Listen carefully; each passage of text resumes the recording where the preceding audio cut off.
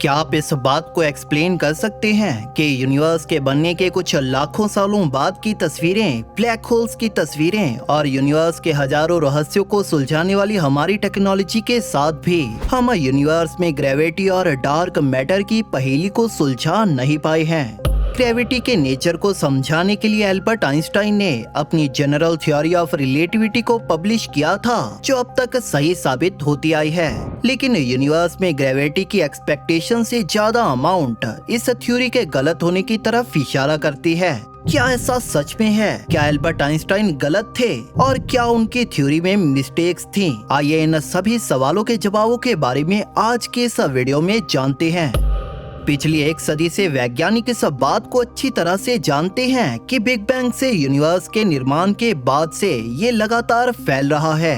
हमारे आज के हबल जैसे टेलीस्कोप्स के डेटा से हम ये जान पाए हैं कि यूनिवर्स अपने निर्माण के पहले 8 बिलियन सालों के दौरान एक कांस्टेंट स्पीड से फैलता आया था और जो ग्रेविटेशनल फोर्स की लिमिट में था। लेकिन पिछले 5 बिलियन सालों के दौरान कोई ऐसी घटना हुई थी जिसकी वजह से यूनिवर्स के फैलाव की स्पीड तब से लगातार इंक्रीज होती जा रही है। इन यूनिवर्स की इस खोज ने एस्ट्रोनॉमर्स को काफी हैरान किया था, क्योंकि ये यूनिवर्स में ग्रेविटी के इफेक्ट की उनकी समझ को ही चैलेंज कर रहा था। ये सुनने में खास नहीं लगता, लेकिन ये बिल्कुल ऐसा ही था कि हम एक सेब को आसमान की तरफ उछालें और वो तेजी से ऊपर जाता ही जाए। इन सभी चीजों को देखते हुए वैज्ञानिक एक वाइडली एक्सेप्टेड थ्योरी पर पहुंचे, जो ये बताती है कि यूनिवर्स के इस एक्सपेंशन के पीछे एक मिस्टीरियस फोर्स है और जिसे डार्क एनर्जी का नाम दिया गया है। हो सकता है कि आपने पहले भी इस थ्योरी के बारे में सुना हो, लेकिन इसे लेकर कई वैज्ञानिक सहमत नहीं हैं, क्योंकि ये थ्योरी कई विवादों से घिरी है, जिसका कारण है कि ये एल्बर्ट आइंस्टाइन की थ्योरी ऑफ जनरल रिलेटिविटी के गलत होने का दावा करती है।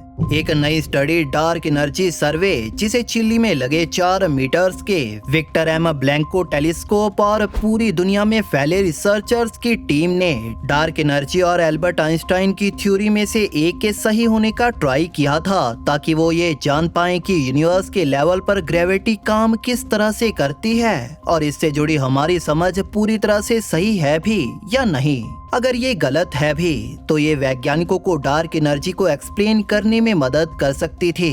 लेकिन ये स्टडी एल्बर्ट आइंस्टाइन की थ्योरी ऑफ जनरल रिलेटिविटी का कॉस्मिक स्केल पर सबसे प्रिसाइज टेस्ट था। इस टेस्ट से पाया गया कि ग्रेविटी की हमारी करंट नॉलेज पूरी तरह से सही है और ग्रेविटी यूनिवर्स की पूरी हिस्ट्री के दौरान ही सेम रही थी।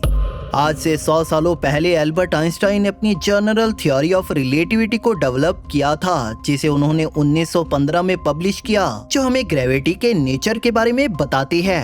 पिछले 100 सालों से इस थ्योरी ने हमारे यूनिवर्स से जुड़ा सब कुछ प्रिसाइजली प्रिडिक्ट किया है, मर्क्यूरी ग्रह के ऑर्बिट से लेकर ग्रेविटेशनल लेंसिंग और ब्लैक होल्स की एग्जिस्टेंस तक। लेकिन 1960 और 1990 के दशक के दौरान वैज्ञानिकों ने 2 इनकंसिस्टेंसीज को खोजा था, जिन्होंने वैज्ञानिकों को ये सोचने पर मजबूर किया कि क्या एल्बर्ट आइंस्टाइन की थ्योरी सही भी थी।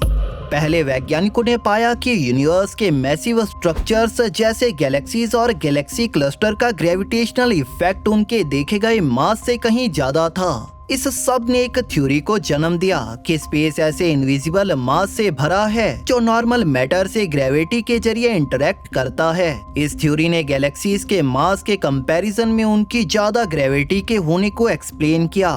वहीं पर दूसरी तरफ यूनिवर्स के तेजी से हो रहे एक्सपेंशन ने डार्क एनर्जी थ्योरी को जन्म दिया। थ्योरी में ये दोनों चीजें, डार्क एनर्जी और डार्क मैटर, यूनिवर्स के 95% मास और एनर्जी को बनाते हैं। लेकिन इन दोनों को खोजने के सभी अटेम्प्ट्स अभी तक पूरी तरह से फेल रहे हैं। इसी वजह से कुछ वैज्ञानिकों का कहना है कि इनकी एग्जिस्टेंस के लिए जनरल थ्योरी ऑफ रिलेटिविटी में किसी तरह की मॉडिफिकेशन की जरूरत हो सकती है। इस चीज का पता लगाने के लिए डार्क एनर्जी सर्वे को अंजाम दिया गया। इस सर्वे के दौरान वैज्ञानिक उस टेलीस्कोप के जरिए हमसे 5 बिलियन लाइट ईयर्स दूर तक की गैलेक्सीज को देखने में कामयाब रहे, और जिससे वो इस बात को भी जान पाए कि यूनिवर्स में पिछले 5 बिलियन सालों के दौरान ग्रेविटी कांस्टेंट ही रही थी। इस टेलीस्कोप के अलावा उन वैज्ञानिकों की टीम ने ईएसए के प्लैंक सैटेलाइट के डेटा का भी इस्तेमाल किया था। लेकिन अब आप सोच रहे होंगे कि वैज्ञानिक यूनिवर्स के पास्ट में हुई घटनाओं के बारे में कैसे जान लेते हैं।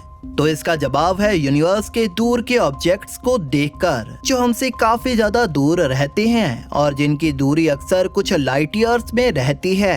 ये एक लाइट ईयर एक साल में लाइट के द्वारा तय की गई दूरी रहती है, जो 9.5 ट्रिलियन किलोमीटर्स के बराबर होती है।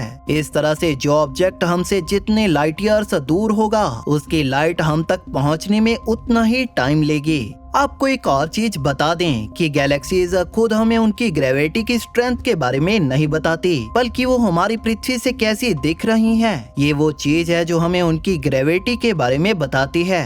यानी कि किसी गैलेक्सी से आने वाली लाइट जब भी यूनिवर्स की किसी दूसरी गैलेक्सी के पास से गुजरती है, तो वो उसकी ग्रेविटी की वजह से स्पेस टाइम के बेंड होने के कारण थोड़ा मुड़ जाती है, जिस वजह से हमें वो गैलेक्सीज कर्व्ड दिखाई देती हैं। हम इस फिनोमिना को ग्रेविटेशनल लेंसिंग कहते हैं। इस चीज को खास ध्यान में रखते हुए इस सर्वे की टीम ने ऐसी खास इमेजेस का बारीकी से अध्ययन किया, जिनमें गैलेक्सीज एक्स्ट्रा ग्रेविटी के कारण डिस्टॉर्टेड दिखाई दे रही थी, जैसा कि हमें जेम्स वेब स्पेस टेलीस्कोप की पहली कलर इमेजेस में देखने को मिला है, और जिससे हमें ये भी पता चला है कि ग्रेविटेशनल लेंसिंग किस कदर तक स्पेस टाइम को डिस्टॉर्ट कर सकती है। अपनी इस स्टडी को अंजाम देने के लिए डार्क एनर्जी सर्वे की टीम ने तकरीबन 100 मिलियन गैलेक्सीज की शेप को स्टडी किया, और जिसकी सारी ऑब्जर्वेशन पूरी तरह से जनरल रिलेटिविटी की प्रेडिक्शन से मिल रही थी। अब अच्छी बात ये है कि आइंस्टाइन की थ्योरी आज भी पूरी तरह से सही साबित हुई है, और जिसका मतलब ये भी है कि हमें अभी इस डार्क एनर्जी की मिस्ट्री को सुलझाने में वक्त लगेगा। लेकिन ऐसा कुछ होने में ज्यादा वक्त लगने नहीं वाला, क्योंकि वैज्ञानिकों के पास 2 नए स्पेस टेलीस्कोप से काफी डिटेल्ड डेटा आने वाला है।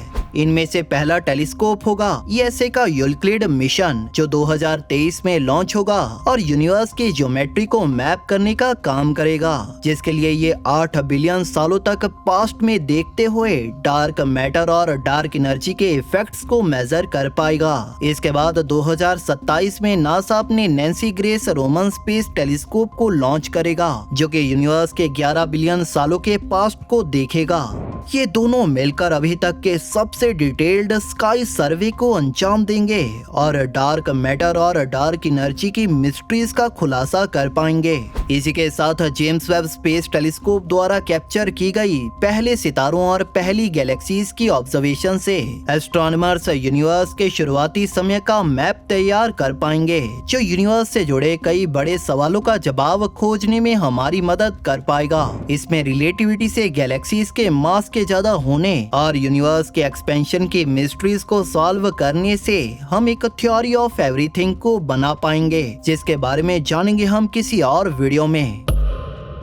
दोस्तों, आपका आज की इस वीडियो के बारे में क्या कहना है, हमें नीचे कमेंट सेक्शन में जरूर बताइए। Thank you for watching.